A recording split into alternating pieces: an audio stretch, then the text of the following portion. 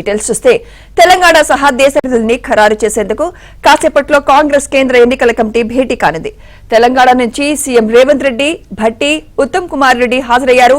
ఇప్పటికే 2 విడతల్లో 9 మంది పేర్లను ప్రకటించిన ఏఐసీసీ మిగతా స్థానాల్ని ఇవాళ ఖరారు చేసే అవకాశం ఉంది.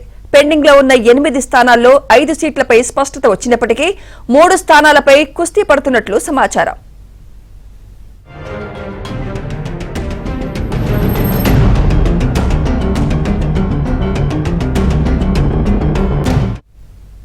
ఇదే అంశంపై మరింత సమాచారం మా ప్రతినిధి సతీష్ అందిస్తారు. సతీష్,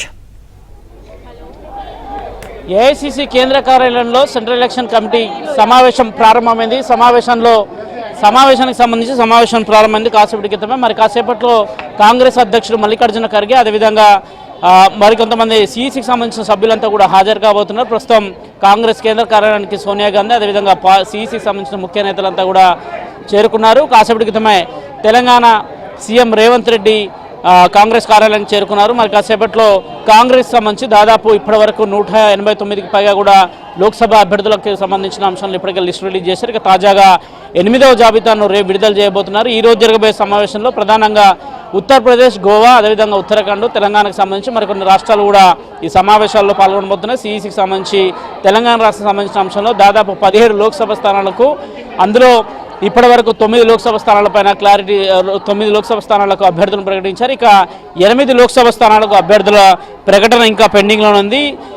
8 లోక్సభ స్థానాలకు సంబంధించి ఖమ్మం, భువనగిరి, మెదక్, కరీంనగర్, నిజామాబాద్, హైదరాబాద్, ఆదిలాబాద్, అదేవిధంగా వరంగల్, మొత్తం 8 లోక్సభ స్థానాలకు సంబంధించిన అభ్యర్థుల ఎంపిక కసరత్తు ఈరోజు పూర్తి చేయబోతున్నారు. దాదాపు 6 లోక్సభ స్థానాలకు సంబంధించిన అభ్యర్థుల ఎంపికపై ఈరోజు ఒక ఏకాభిప్రాయం రాబోతుంది. అందులో దాదాపు భువనగిరి, అదేవిధంగా ఖమ్మం మినహా ఇతర అన్ని సీట్లకు సంబంధించిన అభ్యర్థుల ఎంపిక కూడా కసరత్తు పూర్తి చేస్తున్నట్టు కూడా సమాచారం అందుతుంది. కాసేపట్లో సమావేశం ప్రారంభం కాబోతుంది. సమావేశం సంబంధించి ఇక్కడికే మెదక్కు సంబంధించి నీలం మధు పేరు పెద్దగా వినిపిస్తుంది. అదేవిధంగా హైదరాబాద్ లోక్సభ స్థానానికి సంబంధించి మస్కత్కు సంబంధించిన పేరు వినిపిస్తుంది. మరోవైపు వరంగల్కి సంబంధించి దంబాటి సాంబయ్య పేరు వినిపిస్తుంది. మరోవైపు ఖమ్మంకి సంబంధించిన విషయంలో మాత్రం ఖమ్మంలో దాదాపు 3 మంత్రులకు సంబంధించిన కుటుంబ సభ్యుల టికెట్లు అడుగుతున్నారు. వారికి సంబంధించిన అంశంలో కొంత చర్చ జరగాల్సింది. మరోవైపు ఇక భువనగిరి పార్లమెంట్కి సంబంధించి సీఎంకు అత్యంత సన్నిహితులుగా ఉన్న చామల కిరణ్ కుమార్ రెడ్డి కావచ్చు, అదేవిధంగా కోమటిరెడ్డి కుటుంబానికి సంబంధించిన సభ్యులకు సంబంధించిన వారికి కూడా టికెట్ కేటాయించే అవకాశాలు కూడా స్పష్టంగా కనిపిస్తున్నాయి. ఒకవేళ చామల కిరణ్ కుమార్ రెడ్డి, అదేవిధంగా కోమటిరెడ్డి కుటుంబ సభ్యులు కాకపోతే ఖచ్చితంగా బీసీలకు ఇవ్వాలి, బీసీలకి ఈ సీట్ని కేటాయించాలని పెద్ద ఎత్తున కూడా ఇప్పటికే బీసీ సమాజం నుంచి పెద్ద ఎత్తున డిమాండ్ వస్తుంది. ఖచ్చితంగా బీసీ సామాజిక వర్గానికి ఇప్పటికే బీఆర్ఎస్ 6 మంది లోక్సభ సభ్యుల్ని కేటాయించింది. కాంగ్రెస్ కేవలం 2కి మాత్రమే సీటు కేటాయించింది.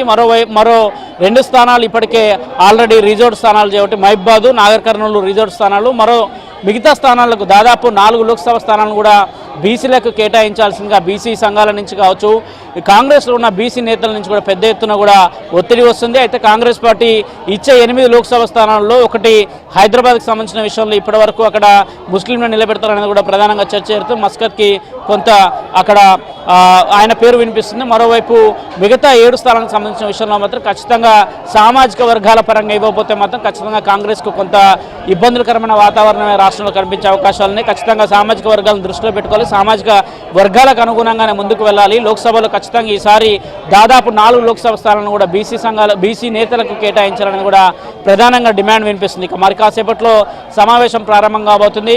దాదాపు ఈ సమావేశంలో 8 లోక్సభ స్థానాలపై చర్చ జరుగుతుంది. దాదాపు 6 లోక్సభ స్థానాలకు సంబంధించిన అంశంలో క్లారిటీ వచ్చే అవకాశాలు కూడా ఉన్నాయి. ఖమ్మం, భువనగిరి పెండింగ్ ఉన్నా కానీ మిగతా స్థానాలను ఎట్టకేలకు రేపే ప్రకటించే అవకాశాలు కూడా కనిపిస్తున్నాయి. ఖచ్చితంగా తెలంగాణకు సంబంధించిన అంశంలో 8 లోక్సభ స్థానాల్లో 6 లోక్సభ స్థానాలు ప్రకటిస్తే కేవలం 2 లోక్సభ స్థానాలు పెండింగ్లో ఉంటాయి. ఖమ్మంలో మాత్రం కుటుంబ సభ్యులే పెద్ద ఎత్తున ఒత్తిడి వస్తుంది. అందులో మంత్రులు ఉన్నారు, వారి నుంచే పెద్ద ఎత్తున కూడా సీటు కేటాయించాలని అడుగుతున్న నేపథ్యంలో ఇక ఈరోజు జరగబోయే సమావేశంలో ఎన్నిటిపైన చర్చ జరుగుతుంది, ఎన్నిటి అంశాలను ప్రకటిస్తారనేది కూడా వేచి చూడాల్సి ఉంటుంది.